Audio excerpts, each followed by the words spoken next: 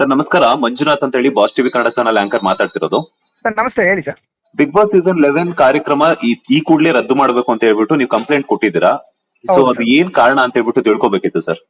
Okay sir, ಏನಿಲ್ಲ, ನಾನು ಈಗಿಂದ ಕಂಪ್ಲೇಂಟ್ ಕೊಡಿ, ನಿನ್ನೆ ಮೊನ್ನೆ ಕಂಪ್ಲೇಂಟ್ ಅಲ್ಲ ಸರ್. ಇದು ಆಕ್ಚುಲಿ ಇದು 2023 ಏನು ಬಿಗ್ ಬಾಸ್ ಸೀಸನ್ 10 ಇದೆಯಲ್ಲ, ಅವಾಗ ನಡ್ಕೊಂಡ್ ಬಂದಿರ್ತಕ್ಕಂಥದ್ದು ಈಗವರೆಗೂ ನಾನು 1.5 ವರ್ಷದಿಂದ ನಾನು ಕಂಪ್ಲೇಂಟ್ ಕೊಡ್ಕೊಂಡ್ ಬಂದಿರ್ತಕ್ಕಂಥದ್ದು. ಹಾ ಹಾ ಹಾ ಯಾಕೆಂತಂದ್ರೆ ಬಿಗ್ ಬಾಸ್ ಸೀಸನ್ 10 ಏನ್ ನಡೀತಲ್ಲ, ಅದು ಟೋಟಲಿ ಅದು ಅಕ್ರಮ, ಕಾನೂನು ಬಾಹಿರವಾಗಿ ನಡೀತಕ್ಕಂಥದ್ದು.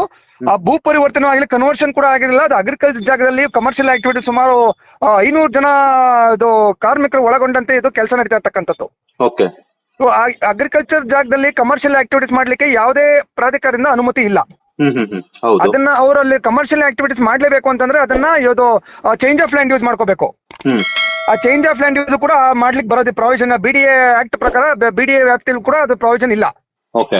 ಒಂದು ಸತತವಾಗಿ ನಾನು 2023 ಏನು ಆಗಸ್ಟ್ ಸೆಪ್ಟೆಂಬರ್ ಅಲ್ಲಿ ಏನ್ ಸ್ಟಾರ್ಟ್ ಆಯ್ತಲ್ಲ, ನಾನು ಅವಾಗೆ ಕೂಡ ನಾನು ಇದಕ್ಕೆ ಸಂಬಂಧಪಟ್ಟಂಗೆ ರಾಮವಳ್ಳಿ ಪಂಚಾಯತಿ ವ್ಯಾಪ್ತಿಯಲ್ಲಿ ನಾನು ದೂರನ್ನ ಕೊಡ್ತೀನಿ. ಇದಕ್ಕೆ ಸಂಬಂಧಪಟ್ಟ ನೀವು ಏನ್ ಪ್ಲಾನ್ ಸ್ಯಾಂಕ್ಷನ್ ಕೊಟ್ಟಿದ್ದೀರಾ, ಏನ್ ಕೊಟ್ಟಿದ್ದೆ ಅವ್ರು ಹೇಳ್ತಾರೆ ನಮ್ಗೆ ಯಾವುದೇ ತರದ್ದು ಅನುಮತಿ ಕೊಟ್ಟಿಲ್ಲ ಅಂತೇಳಿ. ಅವಾಗ ಕೂಡ ನಮ್ಗೆ 2023 ಕೂಡ ನಮ್ಗೆ ಒಂದು ಲೆಟರ್ ಕೊಡ್ತಾರೆ.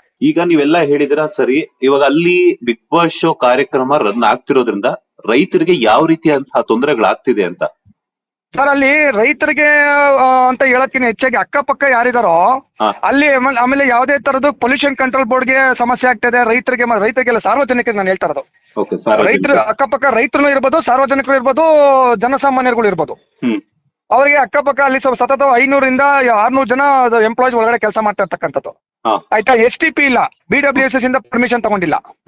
ಆಯ್ತಾ, ಪಂಚಾಯತಿಯಿಂದ ಯಾವುದೇ ತರದ ಪರ್ಮಿಷನ್ ತಗೊಂಡಿಲ್ಲ.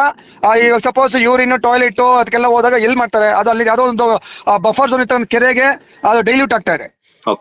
ಆಯ್ತಾ, ಪೊಲ್ಯೂಷನ್ ಕಂಟ್ರೋಲ್ ಬೋರ್ಡ್ ತಗೋಬೇಕು, BWSS ತಗೋಬೇಕು, ಇದು ಬೆಸ್ಕಾಮ್ ತಗೋಬೇಕು, ಯಾರ್ದು ತಗೊಂಡಿಲ್ಲ. ನಾನು ಹಿಂದೆ ಏನು ಕಾರ್ತಿಕ್ ರೆಡ್ಡಿ ಅವರು ರಾಮನಗರ ಎಸ್ ಪಿ ಅವರು ಕೂಡ ನಾನು ಗಮನಕ್ಕೆ ತಂದಿದ್ದೀನಿ, ಅವರು ಕೂಡ ನಾನು ದೂರು ಕೊಟ್ಟಿದ್ದೀನಿ.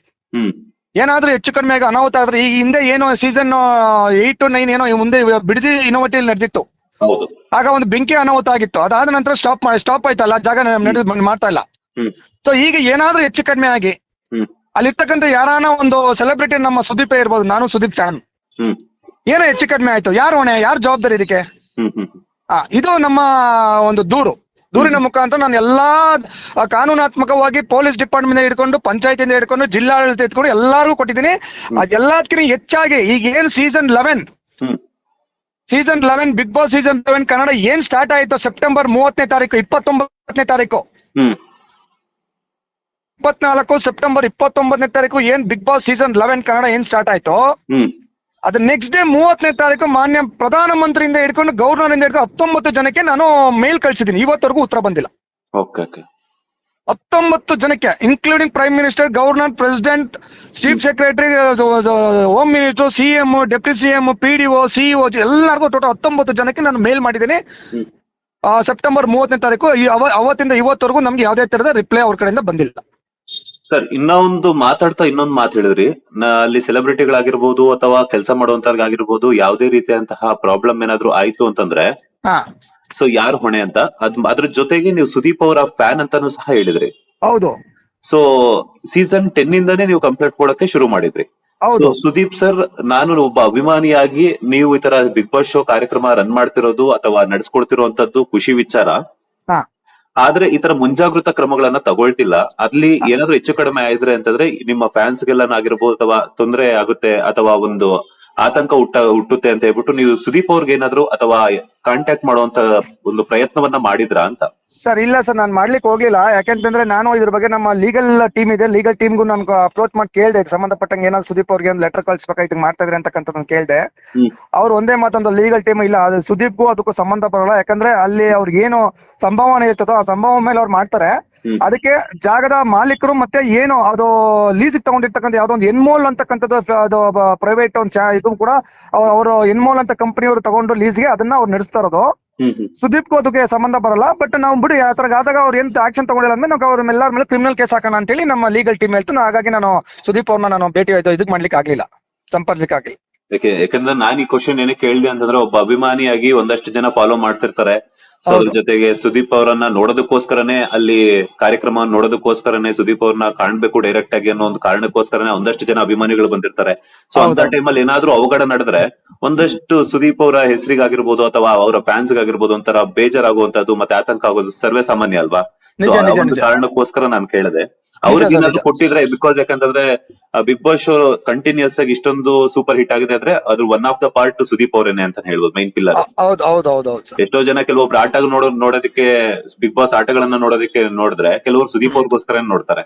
ಸೊ ಸುದೀಪ್ ಅವರನ್ನ ವೀಕೆಂಡ್ ವಿತ್ ಕಿಚ್ಚ ಸುದೀಪ್ ಕಾರ್ಯಕ್ರಮ ನೋಡೋದಕ್ಕೆ ಒಂದಷ್ಟು ಜನ ಫ್ಯಾನ್ಸ್ ಬರ್ತಾರೆ. ನಿಜ. ಸೊ ಹಾಗಾಗಿ ಈ ಒಂದು ಕ್ವಶನ್ ಅನ್ನ ಕೇಳಿದ್ದು. ಇವಾಗ ನೆಕ್ಸ್ಟ್ ನಿಮ್ಮ ಪ್ರಯತ್ನ ಏನಿದೆ, ಹಾಗೇನೆ ನೆಕ್ಸ್ಟ್ ಏನ್ ಕ್ರಮಗಳನ್ನ ತಗೋಬೇಕು ಅಂತ ನೀವು ಪ್ಲಾನ್ ಮಾಡ್ಕೊಂಡಿದ್ದೀರಾ?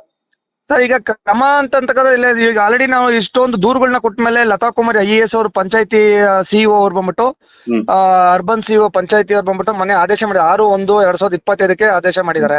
ಸ್ಥಗಿತಗೊಳಿಸಿ ಕೂಡಲೇ ಕ್ರಮ ಕೈಗೊಳ್ಳಿ ಅಂತ ಹೇಳ್ಬಿಟ್ಟು ಇಒ ಅವರಿಗೆ ಮಾಡಿದ್ದಾರೆ. ಈಗ ಆಲ್ರೆಡಿ ಸಂಬಂಧಪಟ್ಟಂಗೆ ಹೋದ್ ತಿಂಗಳೇ PDO ಅವರು ಮುಂದಾಲೋಚನೆಯಿಂದ ಆಲ್ರೆಡಿ ಎಲ್ಲಾ ಪ್ಲಾನ್ ಸ್ಯಾಂಕ್ಷನ್ ಮತ್ತೆ ಎಲ್ಲ ಖಾತಾ ಗೀತಾ ಎಲ್ಲ ಕ್ಯಾನ್ಸಲ್ ಮಾಡಿದ್ರೆ ಈಗ ಟೋಟಲಿ ಇಲ್ಲಿಗಲ್. ನಿನ್ನೆ ಕೂಡ ನಾವು ಭೇಟಿ ಆದ್ರೆ ಈಗ ನಿನ್ನೆ ಕೂಡ ನಾವು ಬಿಂದು ಅಂತಕ್ಕಂಥ ಇಒ ಅವ್ರನ್ನ ಭೇಟಿ ಮಾಡಿ ಈ ಕೂಡಲೇ ಇದನ್ನ ಕ್ರಮ ವಹಿಸ್ಬೇಕು, ಪೊಲೀಸ್ ಸಹಾಯದಿಂದ ಅದನ್ನ ಸ್ಟಾಪ್ ಮಾಡಿಸಿ ತೆರವುಗೊಳಿಸ್ಬೇಕು ಆ ಜಾಗನ ಅಂತಕ್ಕಂಥದ್ನ ನಿನ್ನೆ ಕೂಡ ಒಂದ್ ಲೆಟರ್ ಕೊಟ್ಟಿದ್ದೀರಿ. ಈಗ ಅವರು PDO ಅವ್ರಿಗೆ ಡೈರೆಕ್ಷನ್ ಕೊಟ್ಟಿದ್ದಾರೆ ಪೊಲೀಸ್ ಸಹಾಯ ತಗೊಂಡು ಅದನ್ನ ಸ್ಟಾಪ್ ಮಾಡಿ ಅಂತ ಹೇಳಿ. ಈಗ ಇವತ್ತು ಫೋನ್ ಮಾಡ್ತಾ ಇದ್ರಿ ಬೆಳಗ್ಗೆ, ಅವ್ರು ಇನ್ನೂ ತೆಗಿತಾ ಇಲ್ಲ.